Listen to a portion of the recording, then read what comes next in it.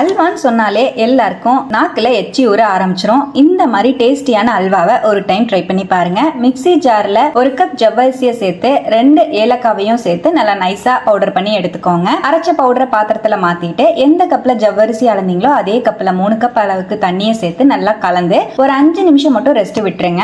இன்னொரு பேன்ல 1 கப் அளவுக்கு நாட்டு சக்கரை, 1 கப் அளவுக்கு வெல்லம் சேர்த்துக்கலாம். நீங்க 2 கப் அளவுக்கு வெல்லமே சேர்த்துக்கலாம், இல்ல நாட்டு சக்கரையும் சேர்த்துக்கலாம். 2 கப் அளவுக்கு தண்ணி சேர்த்து நல்லா கலந்து விட்டுக்கலாம். வெல்லம் கரையிற அளவுக்கு நல்லா கலந்து விட்டுட்டு கரைஞ்ச வெள்ள தண்ணிய இன்னொரு பாத்திரத்துல வடிகட்டி எடுத்துக்கலாம். இதோடவே நம்ம ஊற வச்சிருக்கிற ஜவ்வரிசியை ஆட் பண்ணிக்கலாம். ஜவ்வரிசி இந்த மாதிரி நல்லா ஊறி வந்திருக்கும். ஜவ்வரிசியையும் சேர்த்துட்டு நல்லா மிக்ஸ் பண்ணி விட்டுக்கலாம். மீடியம் ஃப்ளேம்லயே வச்சு நல்லா கலந்து விடுங்க. ஒரு 6ல இருந்து 7 நிமிஷத்துலயே நல்லா கெட்டியாகி இந்த மாதிரி திரண்டு வரும். நல்லா கலந்து விட்டுட்டே இருக்க இந்த கன்சிஸ்டன்சி வந்ததுக்கு அப்புறம் 1 டீஸ்பூன் நெய் சேர்த்து நல்லா மிக்ஸ் பண்ணிட்டே இருக்கலாம். நல்லா கிளாஸியா ஒரு இதோடவே ஒரு டீஸ்பூன் நெய்ல 10-15 முந்திரியை நல்லா வறுத்துட்டு அதையும் அல்வாலையே சேர்த்து நல்லா மிக்ஸ் பண்ணி விட்டுட்டே இருங்க. மிக்ஸ் பண்ண பேன்ல ஒட்டாம நல்லா சுருண்டு அல்வா இந்த கன்சிஸ்டன்சிக்கு வரும். இந்த கன்சிஸ்டன்சிக்கு வந்ததுக்கு அப்புறமா ஸ்டவ்ல இருந்து இறக்கிக்கோங்க. சுட சுட சூப்பரான ஜவ்வரிசி அல்வா குயிக்கா ரெடி ஆயிடுச்சு. கண்டிப்பா ட்ரை பண்ணி பாருங்க. சுகர் சேர்க்காம